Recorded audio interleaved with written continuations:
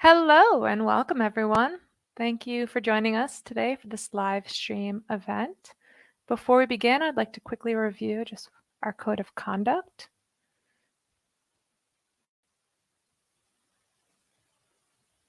There we go. Microsoft Reactor seeks to provide a respectful environment for both our audience and our presenters. We encourage engagement in the chat, but we just ask that you're mindful of your commentary remaining professional and on topic. So please just take a moment to read through this code of conduct.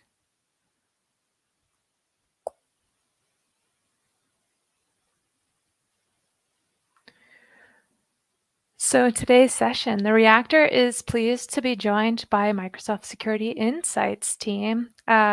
This is a show that's been going on for a while now, and this is the first time, though, that the Reactor is collaborating with them and featuring them here on our channel. We hope to continue this relationship. It will be once a month, perhaps more in the future. But for now, let's get our speakers up onto the screen.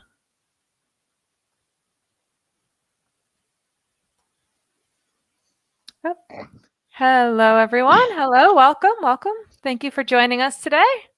Hello. Good evening. Great to be here.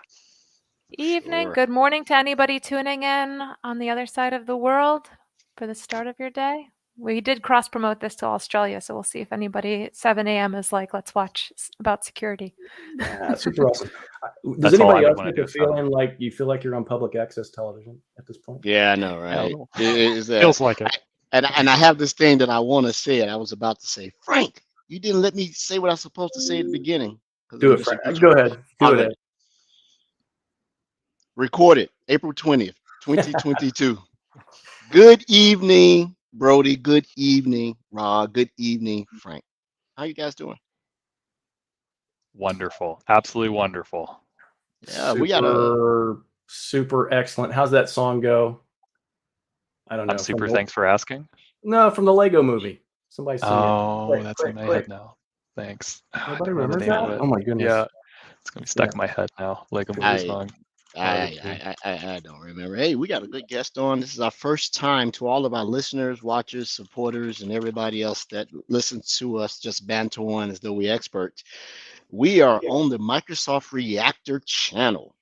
We're trying to spread the goodness that is Microsoft security, entertain you. Hopefully we do some knowledge transfer. You generate good questions. We go out and find answers and just do stuff. We have a esteemed guest. He's a returning guest on the show, Mr. Matt Soseman, and we're going to get into some really good topics and talk about what Matt's been doing, what is important in the world of security, and a few other things. But before we get started, Frank, you do anything interested in this week? You know, I like to say that the chat is already active, and they're letting me know that the song is "Everything is Awesome." So everything is awesome. There you go. That's what it is. Everything is awesome.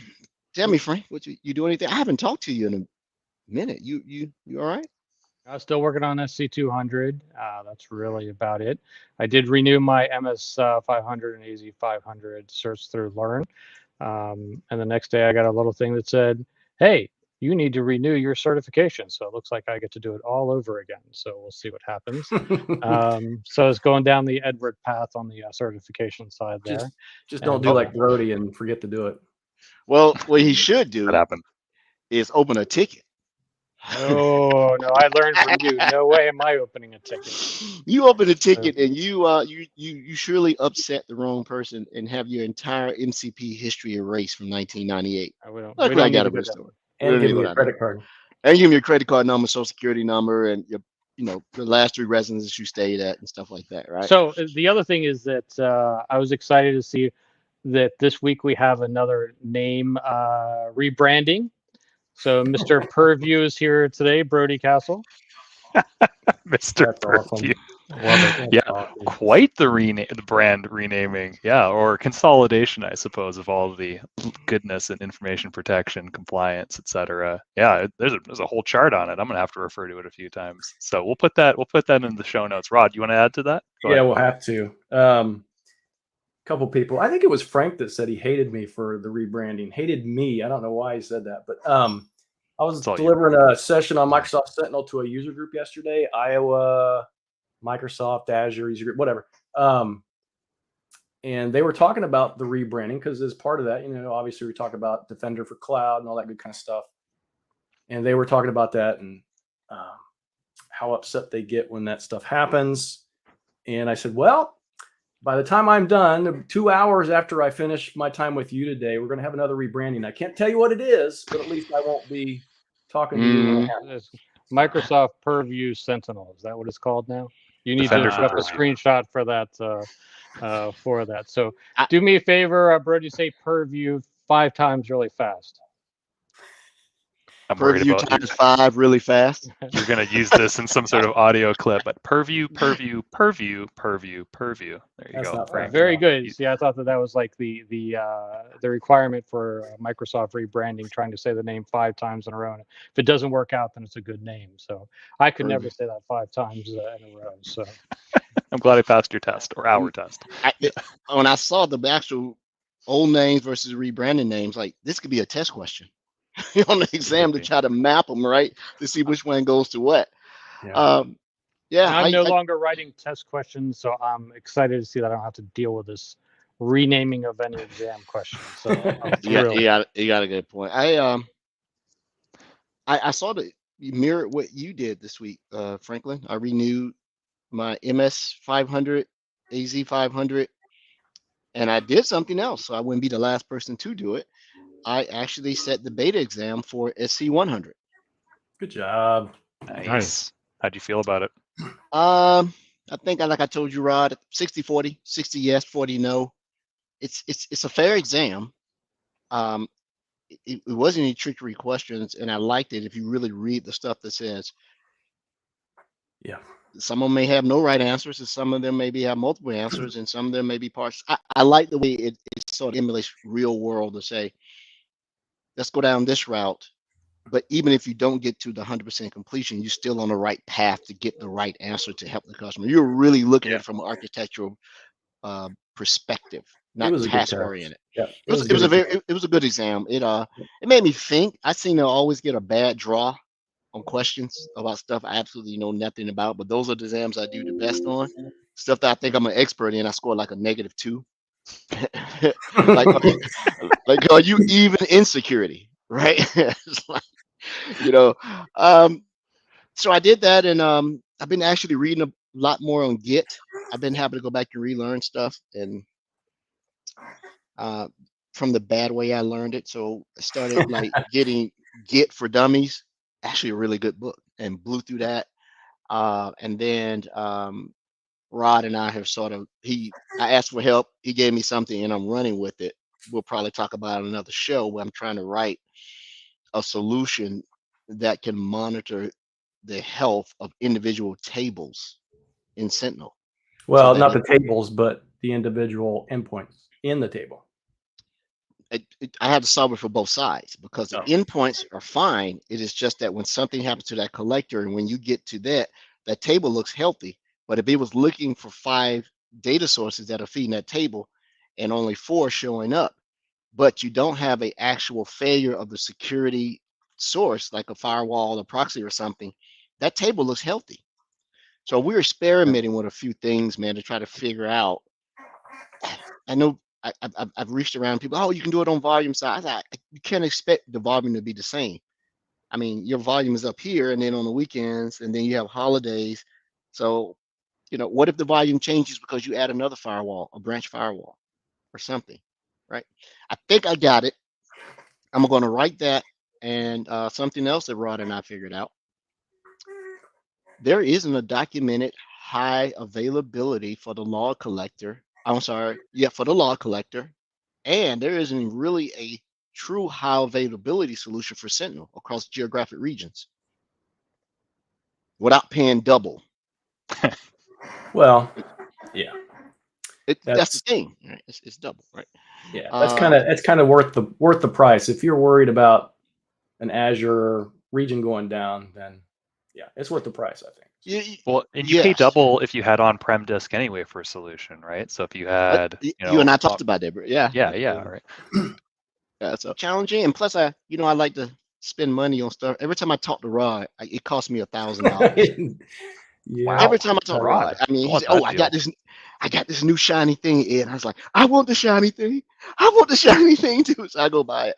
But the things that I did buy, because I was working with some of the federal team, and everybody in the agency always have the purple team field manual, the red team field manual, and the blue team field manual. I highly recommend these books.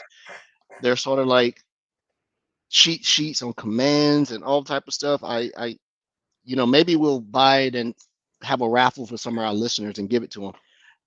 Best $90 I spent for 3 books, and convince Rod to get it. There you go. Yeah, I got it on my tablet that Ed just bought. So I didn't buy his tablet. He convinced me to go buy that tablet, and this thing, my wife goes, "What did you just spend $800 on?" I said, "Well, I didn't spend $800.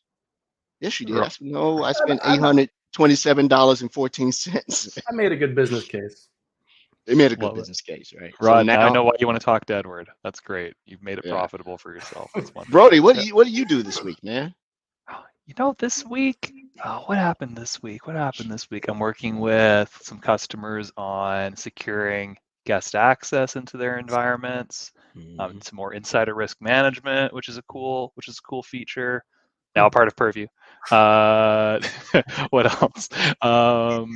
It's ongoing Defender for endpoint work, Defender for identity work. So it's Q4. It's super busy, which is fun. But I'm also now a co-lead of the America's Time Zone security community. I got nominated by some wonderful people, Paul Navarro and Trent. So a couple people have been in that position for a few years now, and thank you. And so they reached out, and I'm like, yeah, absolutely, I'd love to do this. It sounds like a lot of fun. And so they're like, yeah, we wanted to grow a lot of interest and build a community, especially in Latin America. But then we're like, oh yeah, Canada. Well, now we've got a Canadian, and so now we'll get full, vertical representation in the time zone area, which is great because we've got some folks I want to reach out to come on the podcast. We've got some gems up here, up north, right, up in the snowy north tundra that is Canada. So that's what's new with me. Go ahead, Rod. Is that where? Just trying to figure this out. Is that where you stand on the date line and you make sure that nobody can go back or forth? Yeah, well, we outsource now for the polar bears, right? Because it's just easier that way. They cost less and they're more aggressive. So it makes sense. Yeah. Okay, totally off the rails. I have no idea what we're talking about. Like it makes two of us, Ed. I know. I'm like, all right, I get it. You did mention MDI, and I did do some interesting MDI work today, and I'll share maybe on the next podcast when we go. We don't want to consume the time, but I did hear a quote, which it sort of bowled me up to let us know that we're doing good work. We tend to give out a lot of information that's relevant, and Matt Soseman being one of these guys, I can easily follow his stuff and translate it and make it valuable rather than someone just talking to me, but I'll let him give his own shine. But I heard this yesterday. He said, when someone asks you for help and you just send them a link to the Microsoft Docs, that's just like saying someone asking you for an answer and you hand them a dictionary and say the answer's in there. Give them something that they can immediately pivot to that pulls them on, because you just read through the docs. The answer probably is in there, but is at the very last, you know how it is, at the very last thing you read, right? What's the immutable law? Whatever you're looking for is in the last place you look for it. You find his last place you look, right? And so I love referencing Rod Trent, Matt Soseman, Jeremy Wimmeller, and a bunch of other folks, because and a lot of MVPs, because their stuff is, this is how it is and this is how you do it, rather than this is theoretically how it should work. So, but the MDI stuff I did today was pretty interesting. I learned something. Customers can always teach you something. Yeah. And what did you learn? Well, I'm gonna save it. We want to eat it all up on this podcast. Okay, you don't save for a rainy day, Brodie. That's your thing. Okay. Some folks you want it right now. But without further ado, unless Frank or somebody else has some more questions. One other thing. Brodie and I came to a gentleman's agreement that we're going to put off the AZ-104 test until August. We need to vote on that. Sorry. You don't get a vote because you're not Vote? rating it. Yeah.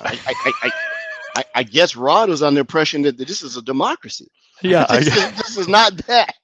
This is hey, we volunteered told you we made a decision for you in your absence, right? We're just busy. I'm getting ready to travel. I'm gonna be out of the country for a while.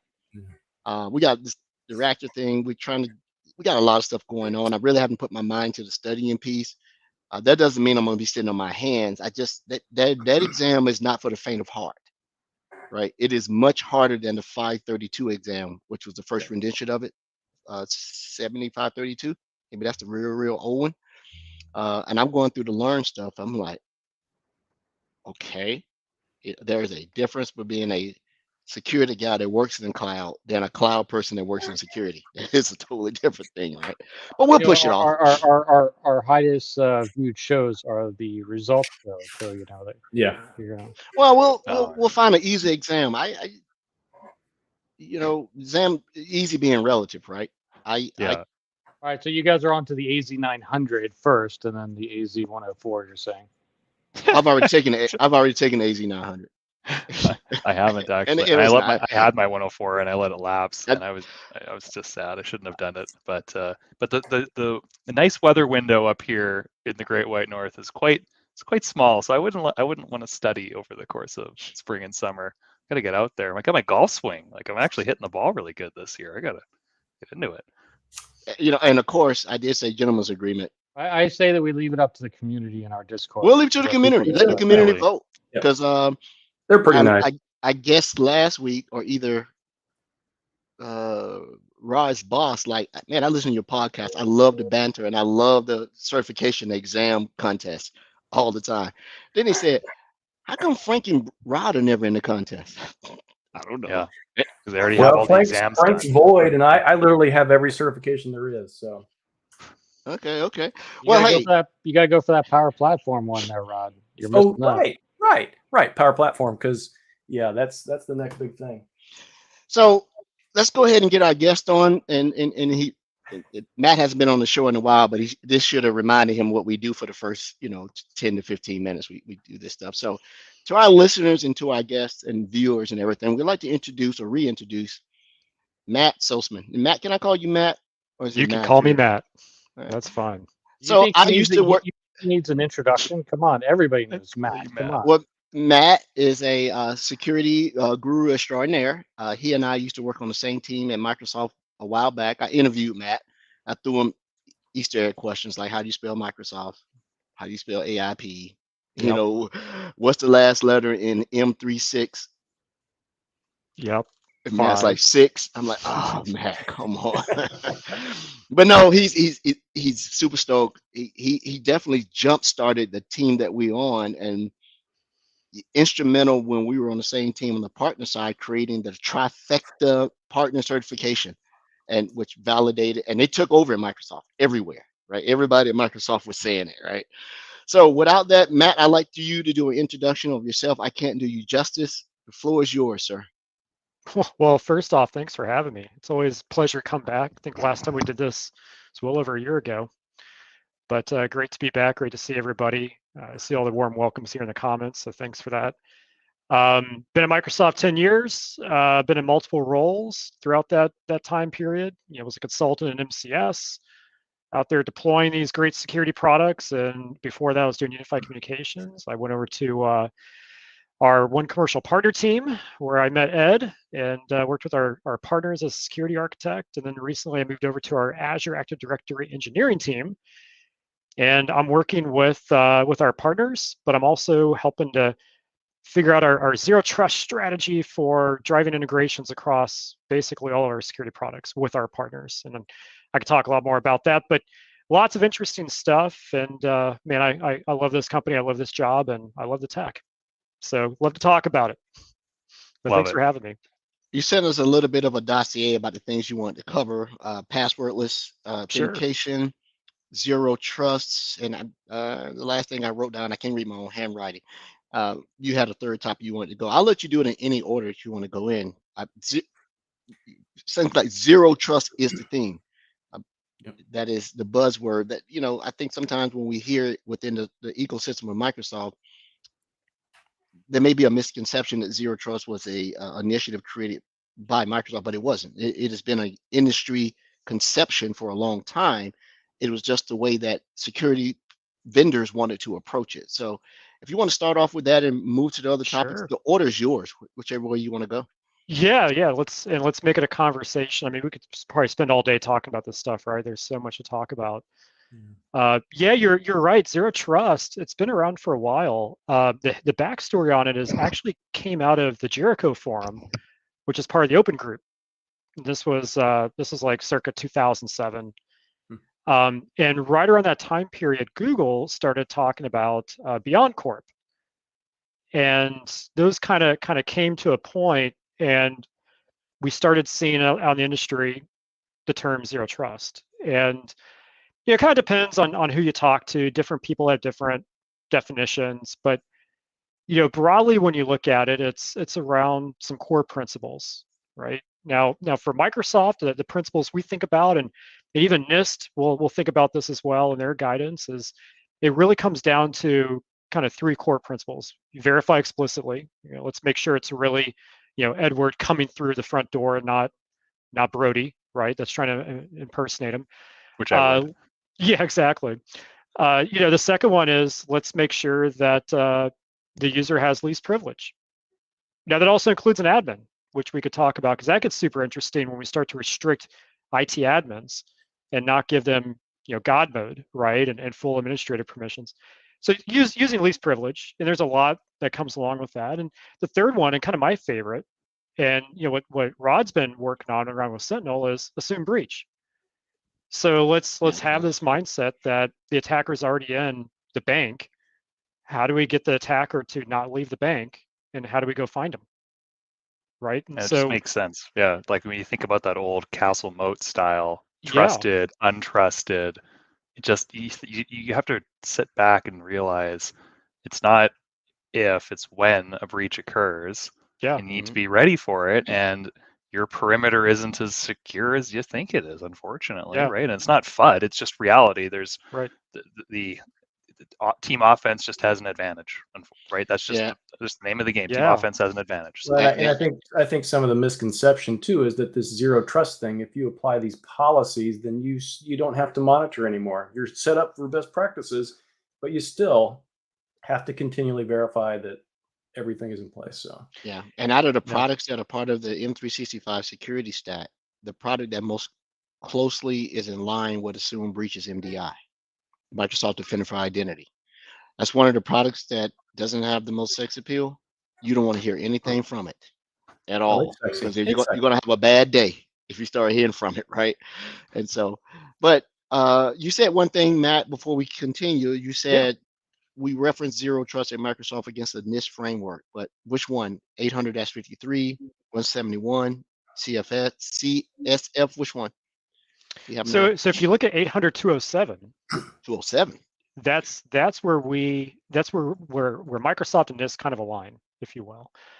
And without going too deep on it, maybe that's another episode here, but 800-207 is where we talk about a zero trust architecture, and then adopting basically those three core principles in the zero trust architecture. And things start to get pretty interesting at that point. And the reason why they get interesting is it kind of depends on who you are. In the IT world, you've got the network people and you got the application people. And I guess you kind of argue you have the data people too, right? Back in my day, the network people were always blaming the apps people, and the apps people were always blaming the network people. But I digress. So when you think about zero trust, the networking side of IT, they look at it as zero trust network access. So how do I provide access to an on-prem resource, or how do I protect your access to a SaaS-based app? Whereas the app folks, they look at it in terms of how do I literally have no trust for those end users that are trying to come in to access these resources? I.e., how do I make sure that I validate their identity, validate their device, validate the data they're trying to access, et cetera, et cetera. So kind of it gets interesting when you start to get deeper into it. But zero trust is still a relatively new concept out there in the industry as well, right? I mean, a lot of vendors out there. I mean, it's kind of marketing speak at this point, unfortunately. But everybody kind of has their own definition. But what's important though is how you think about those core principles in your environment, and how do you take your organization on that journey, right? And it's not an end state, right? I can't deploy a zero trust solution. There is no solution for that, right? It's right. And you're constantly evolving. And we go back to assume breach. You kind of hit the nail on the head. I think Rod, it was you that said it. If nobody's behind the wheel monitoring, what's the point, right? So there's a lot to it, I guess, is what I'm trying to say. But yeah, NIST 800-207. If you haven't checked it out, definitely check it out. Yeah, if I get into that conversation, I say, well, there are two type of camps here to customers, and that's how I like to keep it simple and go complex rather than go complex and then trying to make it simple. You have the two biggest risk groups are IT people, whether they be security, infrastructure, cloud, whatever, because they know better, but they have so much rights. They have so many rights. Then you have the average end user that should know better, but no rights. So you have to figure out what that balance is, right? Because when you look at stuff like, which is one of our, favorite things that we did on the partner side, I was always a Microsoft Cloud App Security or Microsoft Defender for Cloud Apps fan.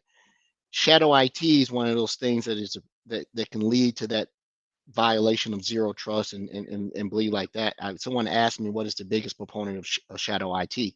I said budget.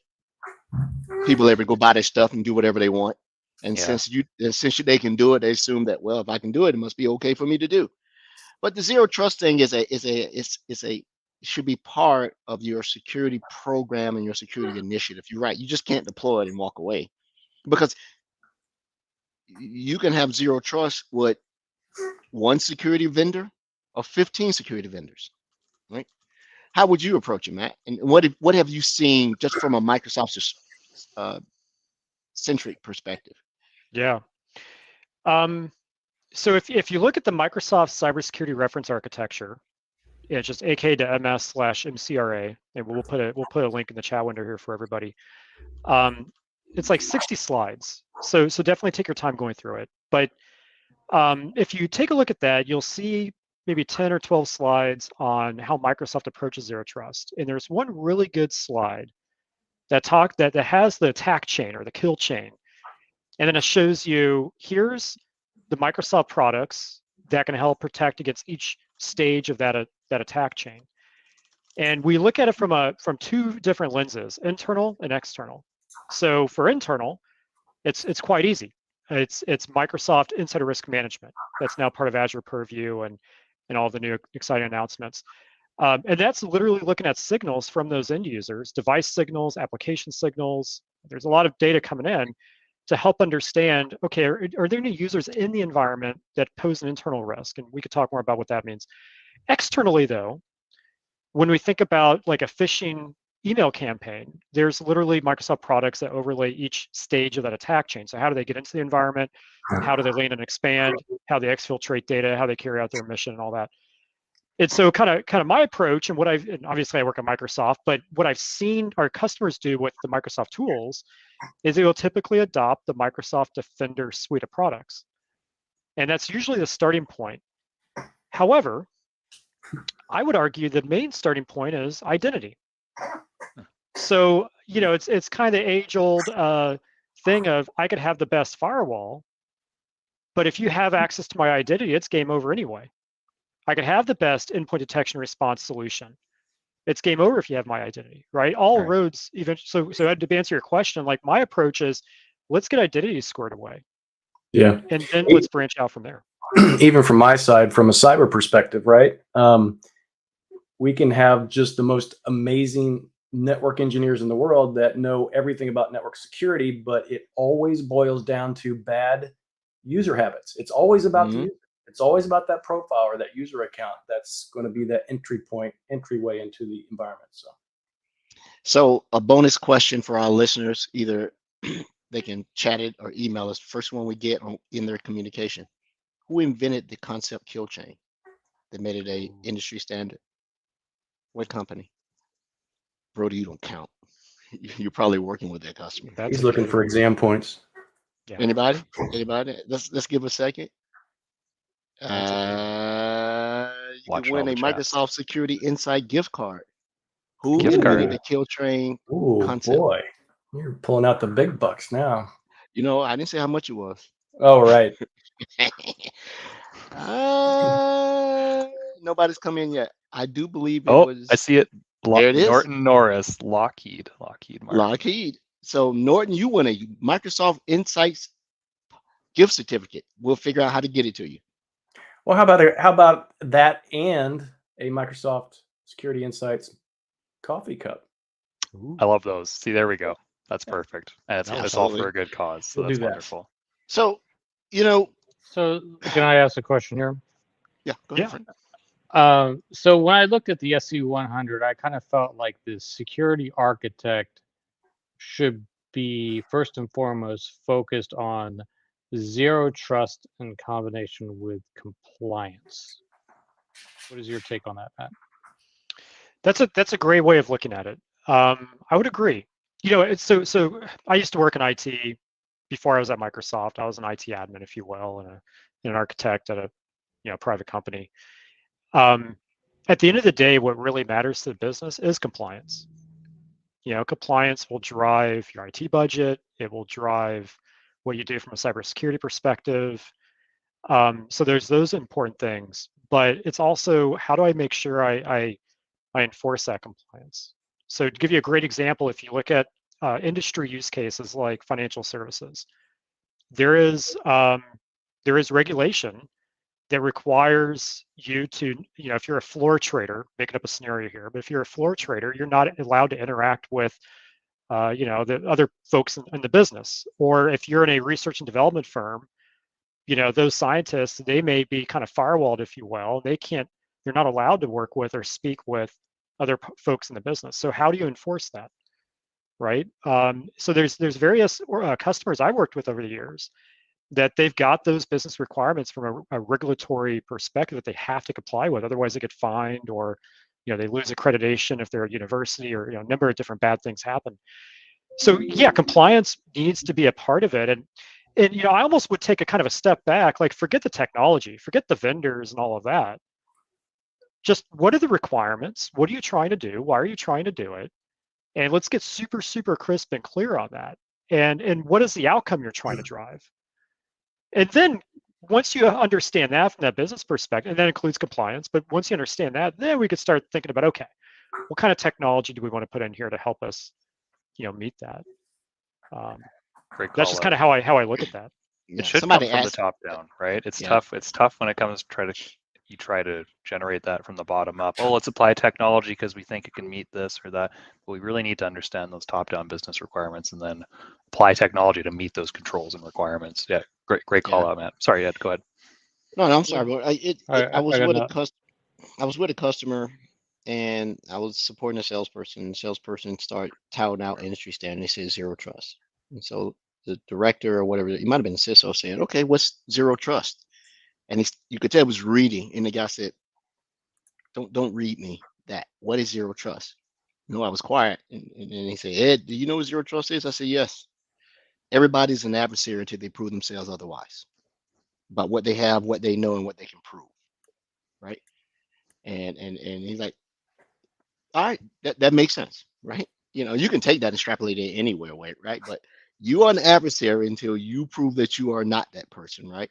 By virtue of what you have, what you know, and what you can prove. Password, username, multi-factor, whether it be a phone thingy or one of these UV things right here, right? I got these UV key things, right? So, man, but let me ask you. Let me ask one more thing. Well, go ahead, Frank, and then I'll ask this question. I'll write it down so I don't forget. Zero trust. So what is Microsoft providing? What are the best practices for the OAuth user token situation going on out there? That's like the #1 target now for attackers.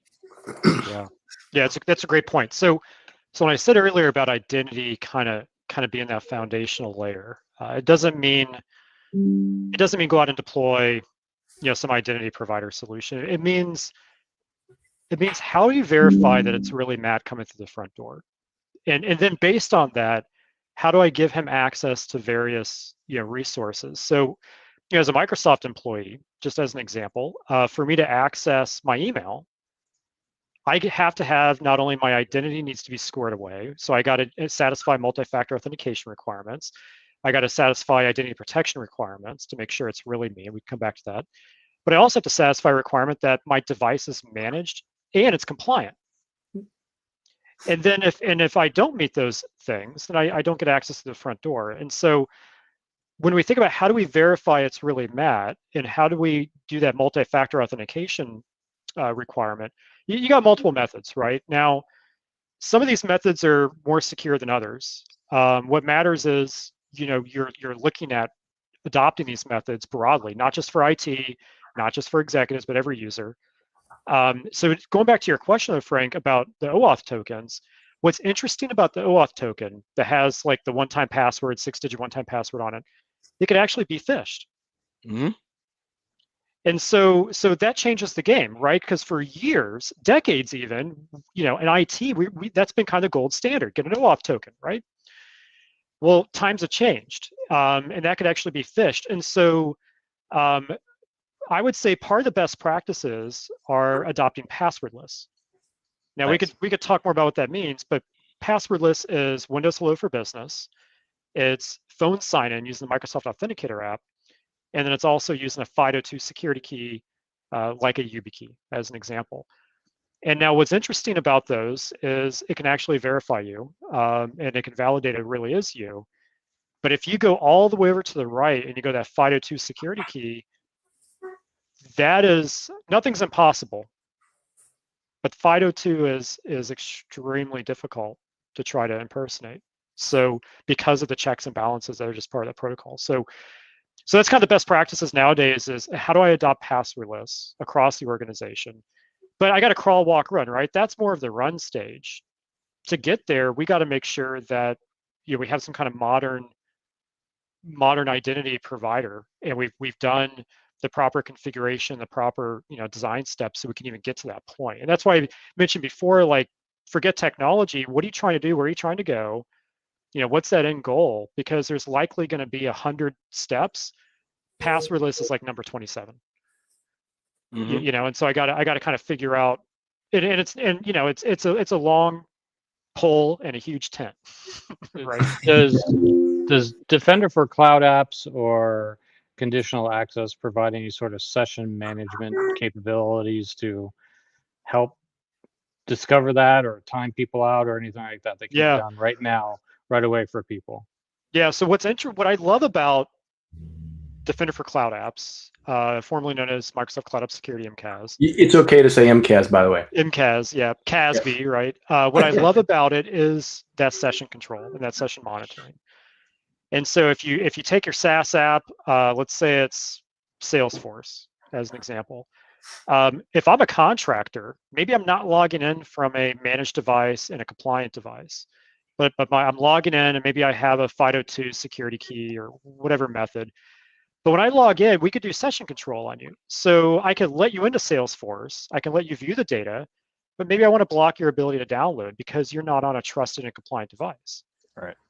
And that opens up a whole new set of outcomes and possibilities. And again, that's what I'm getting to. Like, what's the business outcomes? Think about it. If I let a contractor do that, that enables all sorts of new possibilities for the business. If we go back to the pandemic for just a moment, I mean, we're kind of still in the pandemic, but if we go back to the early stages when it first started, companies were sending people home. Well, my phone was ringing off the hook because a lot of our customers out there that I work with, they've never sent people home before. How do we do this, right? And people are like wanting to go out and buy their own PC or Mac or iPad or whatever. They want to load all this corporate data onto it. That's a huge risk. And so that's where MCAS to the rescue and session control and say that last thing one more time. Who to the rescue? Defender for cloud apps. There you go. Defender for Cloud Apps and MCAS to the rescue. There you go.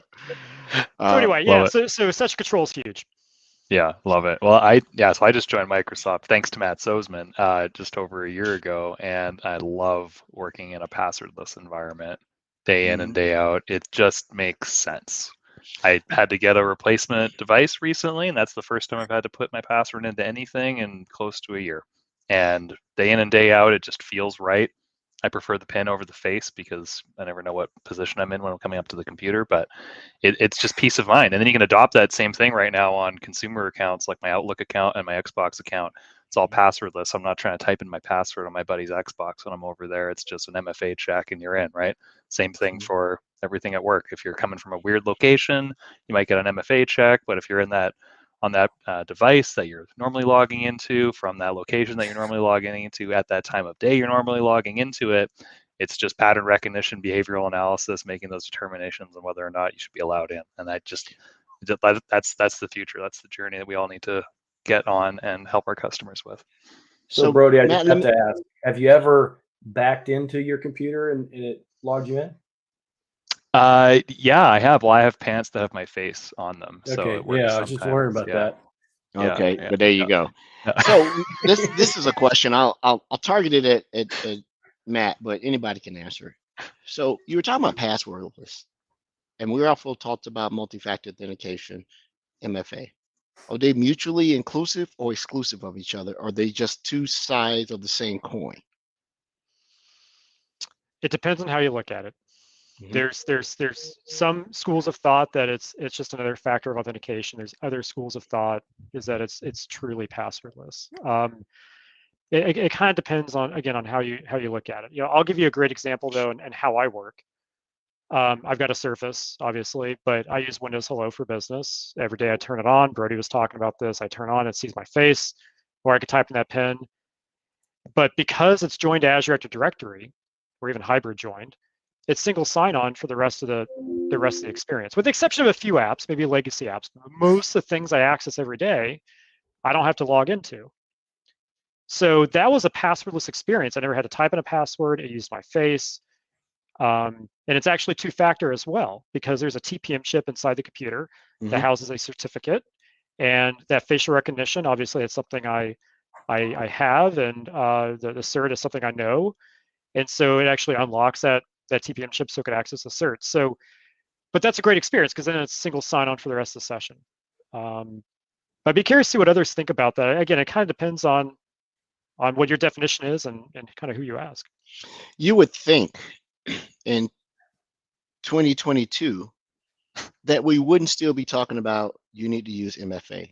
I know I've seen studies and I do this stuff. What do you think is still the major and this is just not SMBs. Everybody like to say the numbers are skewed because SMBs are not adopting this. I've been in enterprises. I'm with one right now, and it's tough. I'll let Matt answer the question. Yeah. What's the biggest rub for people not adopting some form of it? You know, in my experience, what I've seen, it's a few things. When it comes down to using, say, the Microsoft Authenticator app or any authenticator app, could be anybody, any vendor. Your average employee, they do not want that installed on their personal device. Part of me, I can't blame them, right? Because to them, they're not in IT, they don't understand how it really works. They think, oh, I install this work-related app, maybe my employer, somebody can look at my personal device. That's often a point of contention. So that's kind of number one. Number two is legacy apps. There's a lot of technical debt out there that organizations still have. And so being able to get those legacy apps to work with modern authentication that supports MFA can often be a challenge. Now, obviously, there's solutions out there. Microsoft has them, third party has them to help with that, but that's typically a point of contention. And then the third one is cost, right? So obviously, deploying the Authenticator app to a mobile device, that's free if the employee lets you do it. Buying a FIDO2 key, there's a cost associated with that. And then having a piece of hardware that supports Windows Hello for Business.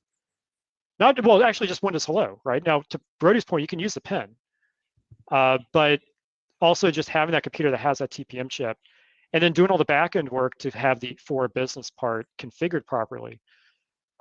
That's usually what I see But when you look at the breach reports out there in the industry, look at the Microsoft breach reports, Verizon, name the tech company that publishes these things, the root cause of these breaches often fall back to identity related incidents where the password was compromised. Mm-hmm. It drives me crazy about MFA and conditional access. They're like, okay, if you're at a known location inside our network, then you don't actually have to do MFA. Right. I hate that known or safe location or network location thing. It should just be removed because that goes against assumed Zero breach. trust. So it drives me crazy. Yeah. Yeah, absolutely Good call. right. Because Castle and mode mindset, right? Well, we're here. We're in the perimeter. We're safe. It's all good. Give them all the access. No checks. Doesn't make sense. Yeah, you're right. That's a good point, Frank. Because trying to determine what is safe and what is not safe, especially if you start looking at geographic boundaries, workplaces. This whole pandemic thing has totally flipped it. How do I do this? I don't want people to think that I'm on the COVID side. It was a necessary evil. It made everyone think about things differently because your building is not safe for me. I'm one of the best social engineers out there. From delivering pizzas to delivering UPS boxes, I can get in. And you'd be surprised our customers don't have any type of knack or anything. You can just stand up a wireless access point, man in the middle, pineapple to death. I mean, Frank, you and I talked about this. So, right. But I got to tell you, I do a lot of SC200 skills verification sort of work, and I don't even include MFA in it.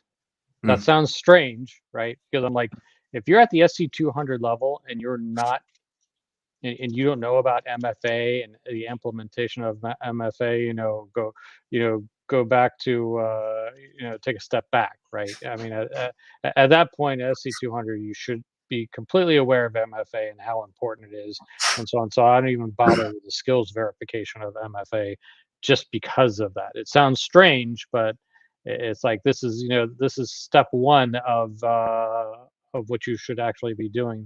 The low hanging fruit, easy thing to do, make it happen. That's why the exam numbers don't just drive me batty, because SC300, the learn module in that exam, right? That's where all the identity stuff comes in. Yeah. Or so you're saying like the order of the numbers? Yeah. It's kind of funny how that works. It's a good foundational thing, right? In getting squared away in identity. But the other thing too is like MFA is not the fix all. Nothing is. But you want to have, in the industry we call it defense in depth or layer defense. How do we, and again, nothing's impossible to hack. If they want in, they're going to find a way to get in. Just listen to some of these podcasts out there where they actually interview social engineers that get into buildings. Some of these are government buildings, banks. They will find a way in if they really want to. But defense in depth, right? So okay, I'm using MFA. What's my next level? What's my next barrier in place? Well, if you get access to my identity, but you're on that managed endpoint, and remember my zero trust policy says you can't access a resource unless the device is managed.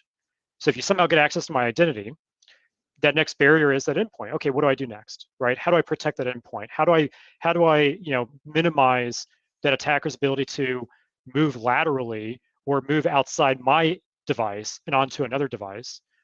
But then if they compromise that, what's the next layer? And you keep going, you keep going, you keep going. Right. Raise the cost. But all of that has to be backed up by monitoring. Somebody has to be behind the wheel monitoring all of that.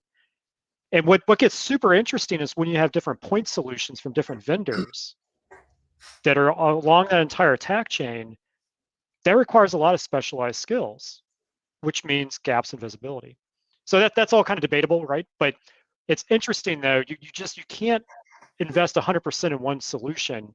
You do have to have that layers, like a wedding cake, right? You got to have multiple layers here to make sure you're protected. The 7-layer party depth of security. Yeah. Yeah, exactly. Yeah. But one of the things about having depth and security, and I'm a fan of it, and this is going to lead to a second part of this question. The more depth tends to exacerbate the problem that it wears out the security people that you have, and then industries there's still a huge lack of. It's one of the few times that when you hear reports about that there's not enough workers for a particular industry, and our industry is true. It really is verifiable, especially senior level. And then when you finally get someone like us, you burn us out. And it is one of the things, if you thought playing cornerback in the NFL was bad, think about being a SOC analyst or someone that has to protect your environment when a team of 4 people can outwit your entire department and they're wearing on you, right? And you won't invest in the tools, you won't do these things. So, you know, there's a comment in our chat. So from Reprise 99, large enterprises can also get caught up in trying to be perfect, and if MFA or passwordless, whatever technology doesn't cover every use case, so it never gets off the ground. Even though deploying MFA or conditional access or whatever, even across some workloads, is still a significant risk reduction. So, I agree with them, because one of the things that we haven't talked about here is, the risk management side here, deciding, where your risks are and putting that into the overall formula here, what you should be going after. So I think that that's a great point. They're trying to make it perfect without looking at what their risk is, and is this reducing their risk immediately, and then going after those high risk areas. Frank, that's a really good point. And maybe just a quick comment on that. You almost want to think about, not necessarily think, you want to do, but you want to go out and discover what kind of data actually exists. Now, that's easier said than done, obviously, but going out and do a discovery of the data across the entire organization and understand what kind of data is it. Doing that will help you really understand what kind of risk you're at. It'll help you measure that on that meter. So for example, if I have a bunch of PII data sitting in HR, or a bunch of customer PII data sitting with my sales team or customer service team, that's a problem. So I need to figure out, how do I protect that, and how do I apply these multiple layers to it. But then if I have a bunch of engineering type data that has my intellectual property in it, well, what do these attackers want? They usually want the financial data, or they want the intellectual property. And so you want to kind of think through, how do I go out and discover that data? And there's tools out there in the market. Microsoft has tools as well to do that, but discover that data. And then once I discover it, I want to classify it. So think of like the government, top secret, secret, confidential. But then based on that classification, govern access to it. So if I'm trying to access top secret data, well, I got to be on a managed device. It also has to be compliant with all my IT policies. My identity has to be squared away. Maybe I have to have all these other checks and balances in place. But then maybe if it's the lowest classification, maybe confidential, maybe not as much. And and Brodie, I know you do a lot with Microsoft Information Protection and the Purview suite now. But that's a key benefit of MIP, is being able to discover data, classify data, but then it encrypts it. So if I send you a spreadsheet you sent to everybody on this meeting, they won't be able to open it. That's Right. encrypted. It follows the document regardless of where it lies. And even if you make it past all of your defense in depth layers across the kill chain, brought to you by Lockheed, that encryption, that rights management persists with the document outside. If it ends up being into bad cloudstorage.com, some sort of breach incident using the latest encryption standards. We were just talking with Michael Howard on this last week. It's, there's today the encryption standards that we use to manage that rights management and that encryption. It's not something that can be broken today with our computing power outside of, if we have a Decepticon with a quantum computer somewhere in the world, maybe they can do it. But yeah, you're right, man. That's important. That's important for people to understand. And the different policies that go behind that encryption, right? To your point, let's introduce checks and balances for highly confidential, but less so for maybe public labeled documents. So it's a journey, definitely. Yeah, just a quick comment, then I'll pause for just a second. So just a quick comment on that. You reminded me of a quick story. Anonymous, of course, but I once met an organization that went through a data breach because they had a shadow IT problem, and they were storing what could be considered confidential data in a public SaaS app that IT had no visibility to. And so it's it also comes down to, and Ed kind of opened up the conversation with this. It comes down to also shadow IT, discovering the apps that are out there in the environment, who's using what, how are they using it, and applying policy. We don't want to take that. We don't want to take the freedoms away from end users. We just want to be able to extend IT security policy to it. And that's kind of the benefit of the Microsoft suite is, if you want to use Salesforce or Dropbox, great, we could do that. Let's extend some of that safety to it. Anyway, sorry, Ed, I know you're about to jump in. One of the things that made you and I stand out on our team, because you and I never vilified the end user. We never made them seem like they were a liability. We made them heroes. And when you make them feel part of the security program, they're much more likely to submit stuff without fear of a retribution or being, shamed or being reprimanded. Like, ooh, I clicked on this link. I need to tell someone, right? Rather than I click on this link, I'm not telling anyone because I want to keep my job, right? And so I think that whomever is the mouthpiece of security needs to be able to have better relationship building skills, because there is a misconception that security organizations or the security entity organization runs the ship. They do not. The business of the business runs the ship. Right. And so you have to go in and build partnerships. And that's what I'm seeing a lack of across not just Microsoft, all vendors. They just want to sell you something, right? Instead of saying, what problems you got? Blah, blah, blah, blah, blah, blah, blah, blah, blah, blah. I tell you, industry, for the most part, it has it together, and you very rarely see breaches because they do everything you talked about. They've been doing zero trust for years. They've been doing, no, you don't get to bring your own device. Pharmaceuticals, because they have valued their intellectual property, right? And they know if we lose this or this gets leaked out, this has potential to cost us millions, if not billions. I used to work in the pharma industry. You're talking about shakedown, scan you. You don't use anybody's laptop but mine. You don't get your phone. We supply you with the device all the way down. And they have some of the best data protection you'll ever see, right? I think that the other thing we have to do is we have to lessen the load, and Frank made this point.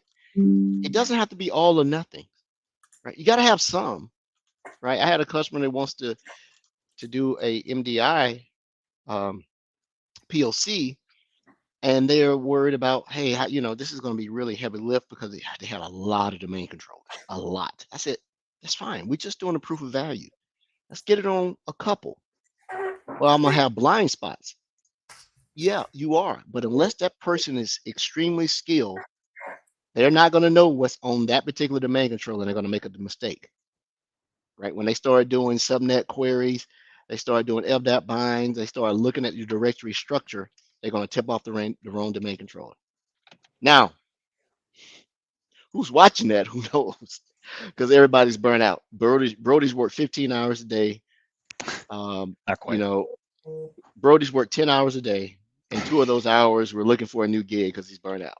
Right? I like my gig. I hear you, man. I told a joke one time. Matt and I, we were doing a trifecta event, and I told the customer, I said, you may have a attrition problem. Why? Well, between 11 and 2, you seem to have a whole lot of DICE, Career Builder, LinkedIn job search going on in your environment, right?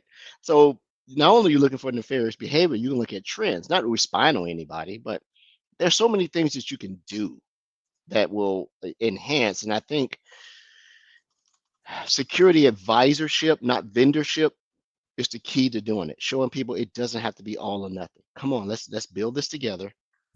And I think I said this on the show. There are 3 things you need to do with a customer for security: transparency, trust, and partnership.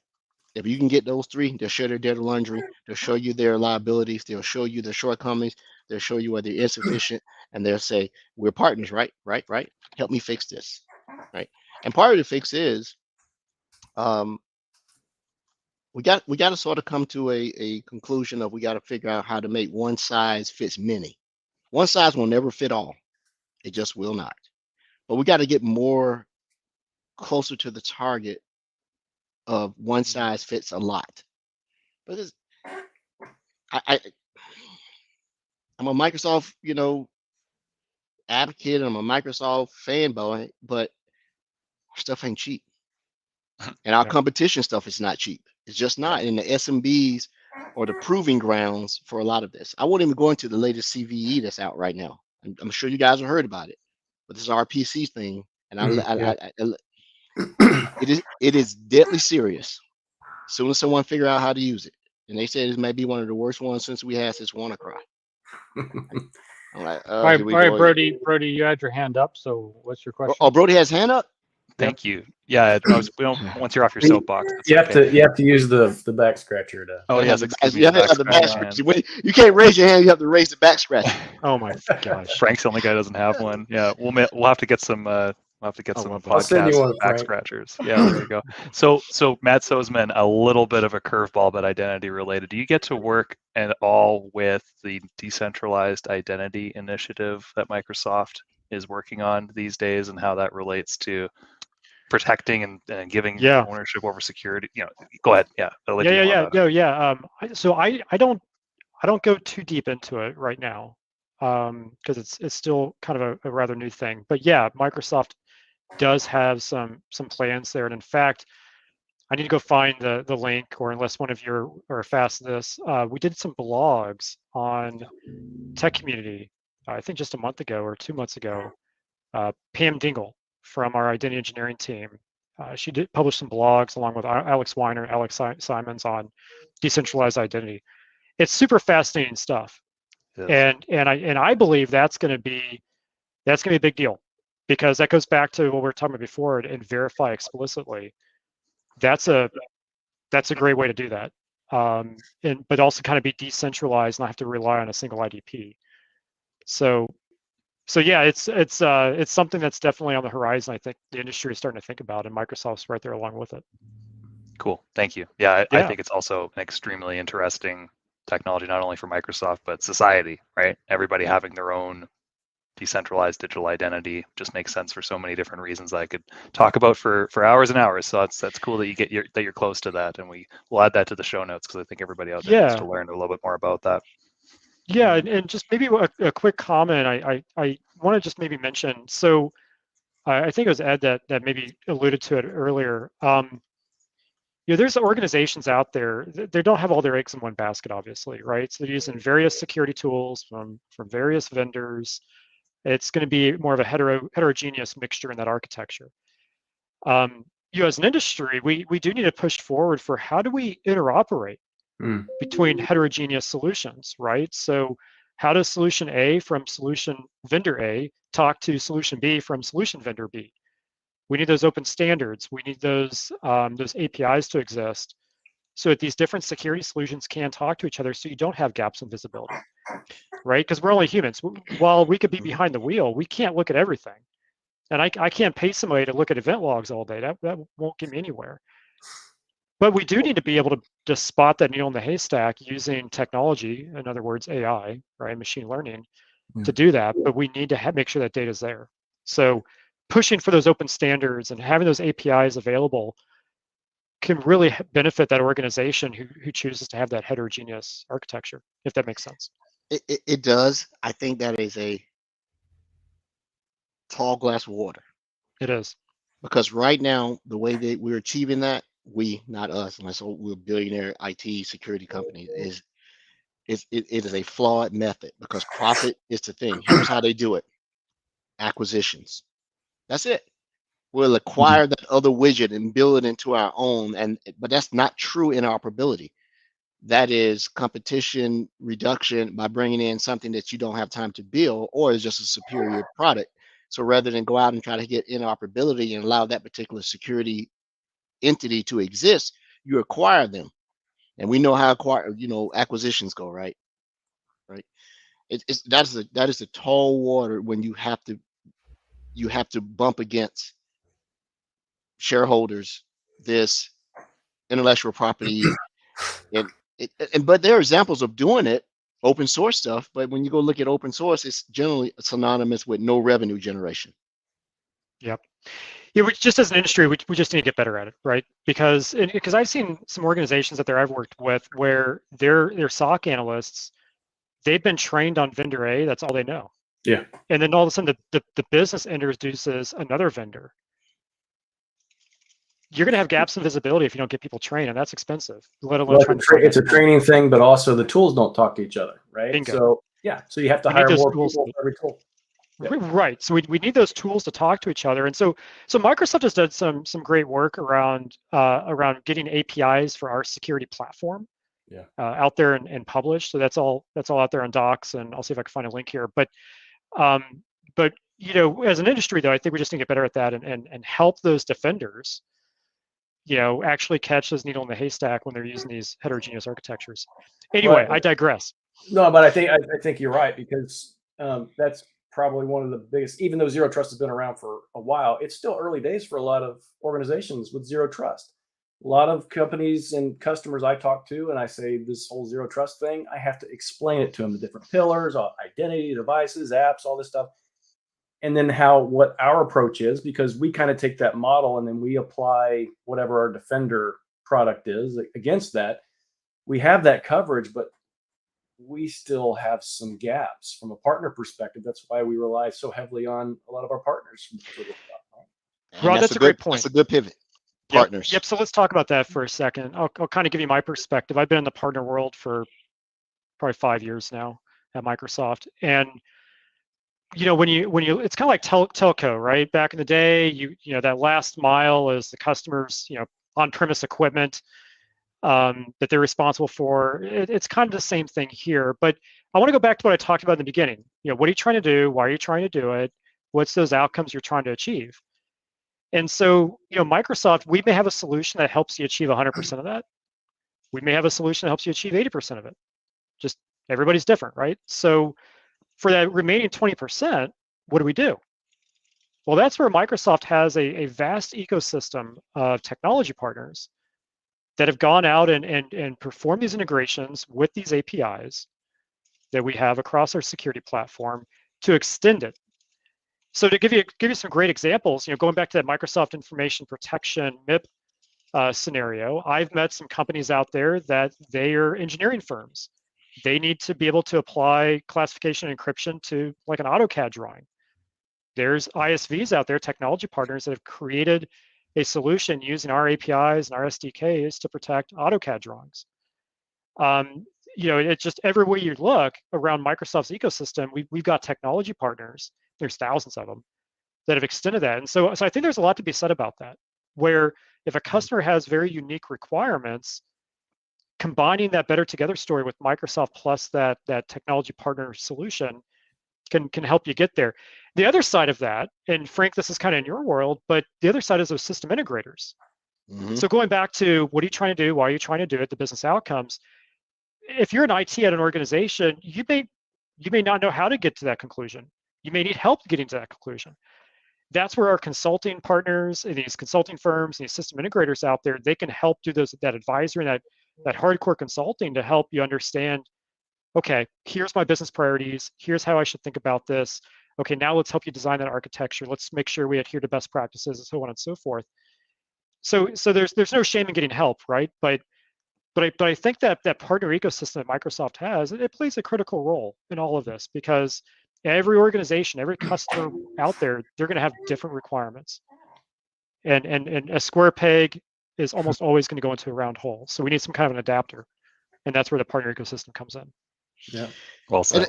And the partner ecosystem is right for those who want to come in and really stamp their name, because you're seeing a lot of legacy Microsoft partners, large LSCs, who are trying to retrofit themselves to become security players, and a lot of them don't have genuine interest in doing it or giving genuine effort.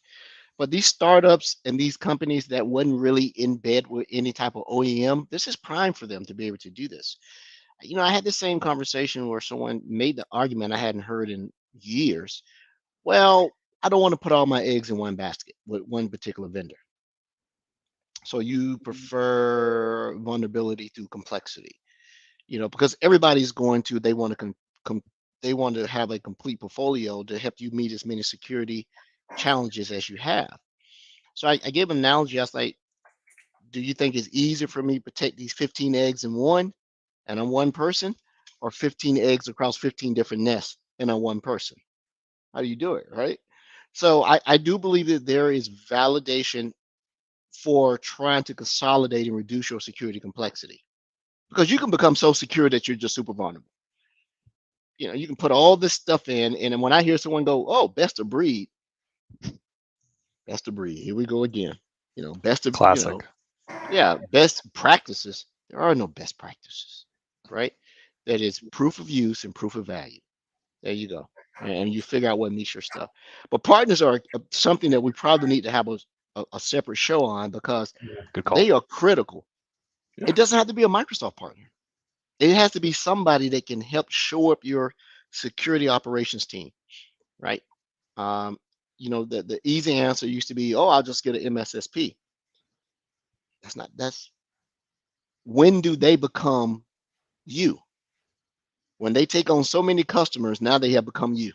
They're overwhelmed, right? So you gotta figure it out. And I don't know what the answer is.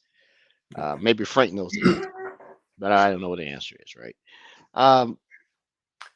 You know, as we get ready to pivot, and we're talking about some different stuff. We talked about zero trust. We talked about passwordless. We talked about partners. Is there anything else that, like, Matt, if I said, give me top 2 things that you can do right now, you know, and I'm gonna give you 2 scenarios. Other than MFA. Other than MFA. You can't say MFA. You can't Okay. say Passwordless. You already put that out there. Give me Yep. 2 more things, and here are the 2. Here's I want the 2 answers on my side.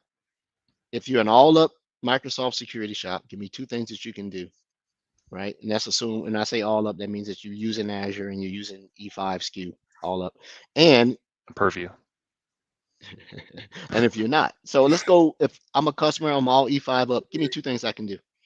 All right. So the first one that comes to mind, and I alluded to it before, insider risk management. Compliance to Microsoft.com, left side, boom, insider risk management. Get that set up and configured. That's going to pull in all the signals across all employees, what they're doing. That's going to give you amazing insights. The reason why is not just that nefarious employee, but if an attacker, a bad guy actually makes it through, they're going to be doing a bunch of unnatural behavior. Insider risk management will help you identify it. It's using machine learning and all sorts of advanced technology to do that. The second one that comes to mind is don't forget about the endpoint, whether it's a server or a laptop or a mobile device. Don't forget about it. Let's secure those endpoints. Let's use Intune. Let's get IT policy out to them, encrypt them, set a passcode. Even if it's all zeros, just something. Actually, don't do that. But just something that gets out there to secure that endpoint. EDR, right? Microsoft Defender for endpoint. But do it for your servers too. Consider what's going on in Azure, right? We got Sentinel out there watching the Azure environment, but how are we protecting those servers, right? So you know, protect your endpoint and then look for insider risk. I think you'll find insider risk management is hugely beneficial. Now you're gonna have to set it up, and it's, you know, there's some configuration required, but man, once you get that under control and you start looking at that data, that can be life-changing. So that's kind of my opinion, and going beyond passwordless and beyond identity. Yeah, Is insider insider risk management compliance or security? I think it's compliance.microsoft.com. I think it's compliance. I know where it's located, but to you, is it security or is it compliance? Yeah, I don't know, guys. That's a tough one. I kind of Stump Matt Soseman. Nice job. Yeah, I go across. I mean, I'm kind of straddling the line here on that one. I guess it depends on how you think about it. Like, you can set up groups within insider risk management to monitor specific people, and that's where communications compliance comes in too. Right. Like, that's even cooler, right? So I can look for keywords to see if somebody's talking about insider trading or whatever. So I guess it can go between both, but if you haven't checked it out, check it out. I think it's worth the time. And I give you a joke. Yeah. On the customer call, salesperson asked me to come help out. They were trying to get the customer to adopt insider risk.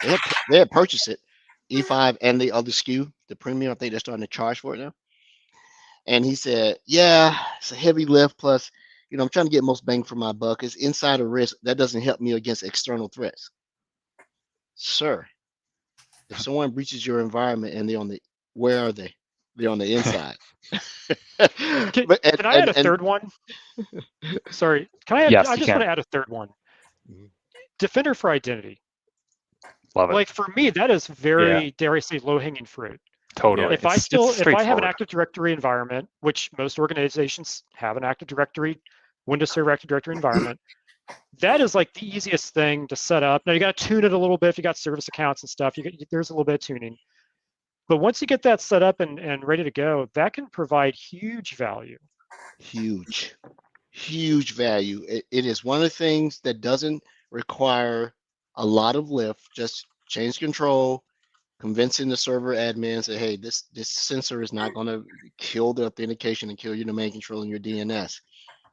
And once it's in, you hope you never hear anything. I don't want to hear anything coming out of this, right?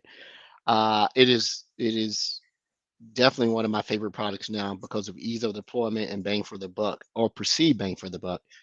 Because like I said, I've gone into 1 out of 5 customers that I've helped put it in, they stopped the PLC because they discovered something. They're like, wow. time out. We need to get some other people in here to see about this, right? And sometimes it's benign and lack of an indeliberate because of insider risk. Unfortunately, some of them have been external risk that became insider risk. Because once I'm on the inside, I'm insider risk, right? Man, but yeah, there are tools out there. We are the Microsoft Security Insights podcast, so we're going to tout and promote the things that we are good at and skill. But we tell all our listeners and all our folks out in that field, use something. Use something. Yeah, you absolutely. Yeah, because the bad guys are not going to pass you by. Oh, I'm too small. Oh, I don't do this and that. Nah. You're a prime target. Yeah, we got to get you right. What else would you like? Yeah, we're actually real close to wrapping up, and I think we kind of need to get to that point. Did have a few things though that kind of want to wind down with. Number one, just absolutely appreciate Matt being here. Always love listening to Matt talk about things. He absolutely makes me smarter. So I'm actually gonna go, talk to the wife tonight, and she's not even gonna know what I'm talking about at all, which is absolutely awesome. A lot of my own TV shows and do everything that I want to do. So Matt, a lot of comments in our chat here. Everybody's saying they learned so much from you and the videos that you put out on YouTube. So I wish you could see all those chats out there. Yeah, great job, Matt. He makes Rod smarter. He makes me feel dumb. Right. Thanks for having me, guys. Yeah, for sure. This is awesome. Also, I do want to mention, since this is our first time on Microsoft Reactor, I think this is super awesome. I really appreciate this opportunity, and I think we all kind of do. But for those that are brand new to us and our kind of style of talk and chat and podcasting and stuff like this is actually episode 98, right? First one on Microsoft Reactor, which I think is absolutely awesome that we had Matt on talking about, of all things, identity, which is the first pillar of Zero Trust. This is our first episode on Microsoft Reactor, but this is actually episode 98 of Microsoft Security Insights podcast. It was shared earlier, the link, but you can go out to MicrosoftSecurityInsights.com, check out all the previous, and we actually do this every single Wednesday evening at 5 p.m. Eastern time. Right. I think, Frank, the audio version of the podcast goes out on Mondays or something the following Monday. So everybody can listen to it wherever they listen to podcasts. But I think it's important to understand that we're going to be doing this one once a month. Our next scheduled Microsoft Reactor show is May 25th with our buddy Jing. He's actually coming back. I held this up earlier. Infrastructure as Code with Azure Bicep. Keep this in mind, Azure Bicep with Microsoft Sentinel. We may actually talk about this on May 25th with Jing. So there's that. Also, I just want to tell the Microsoft Reactor folks how appreciative I am of this opportunity. And I do want to share my screen for just a second. Let's make sure that looks the way it's supposed to. We talked about identity all night. Right? We talked about the Zero Trust and that first pillar, the identity. We had a link to this a little bit earlier in the show. SC300, it's an exam for the identity. I mentioned, you heard me say earlier, it drives me batty how these are numbered. They're not really consecutive. But at the same time, there is an entire learning path for SC300 that if you do it right, it's going to take probably 5 or 6 hours to get through. Like me, I like to kind of hurry and do things. It's going to take me a lot less time. But, if you do it right and you want to accumulate that knowledge, it's like you go down this path, you're going to learn just as much as if you listen to Matt Soseman. So hopefully one of these days we can talk him into actually reading through this thing. It'd be like bedtime stories for us, which would actually be super awesome. But go check out this learning path. Identity is absolutely important. Everything we talked about, we didn't go big time in depth, but if you go through this, you're going to understand literally everything. So that's that. That's it for me. Is it me or am I perceiving a false pattern? It seems like the SC exams seem to get harder when the number is lower. You can start, it seems like all the exams seem harder as you get lower in the number. So the 900s are easy, to the 500s and the 200s and the 100s, right? So one of the things I want to add about the SC 300 exam, just like all the exams out there, the SC 300 exam, you have the learning modules that you're going out there doing that. Also, if you go out to GitHub and look up SC 300 Microsoft Learn, you'll actually get all of the labs that go along with the SC 300 side, and you can work your way through that in your environment. All right. Ed? Well, thanks to our listeners for coming on to our first Reactor show. I believe it's a success. I think those that are getting used to us probably know that you're not being rude when we're looking left and right, because we're either in the YouTube or we're in the Discord or we're in this chat. But this has been extremely enlightening. I like being able to talk tech, but there are immediate applications that someone can take, little tidbits. So the next show is coming on May 25th. But as Rod said, don't sleep on our weekly podcast. We love to share knowledge. We love comments. Join our Discord. We do answer. We do help. We do like to have career advancement among our listeners and supporters. And we know we're doing the good work when those have said, "Hey, I passed the certification because I listened to your guys' show. I got this job because I did this," or, "Man, I could not figure out how to solve this problem until I listened to you guys' episode so and so." So we're doing it because we like doing it, right? And anybody that has suggestions for the shows, we'll share sometime or another a way that we can have a community inbox. I think we need a community inbox, don't we? We don't have one yet. That would be Brodie's actual inbox. We'll just share his email address. Yeah, Perfect. We'll share Brodie's email address out. We'll do it. Love email. Thank you.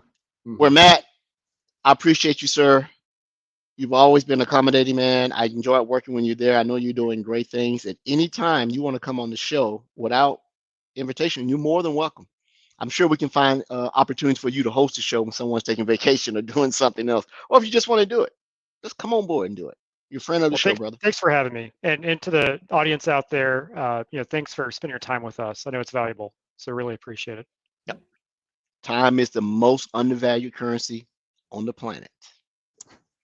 There you go. All right, until next week. Take care, everyone. Same bat time, same bat channel. All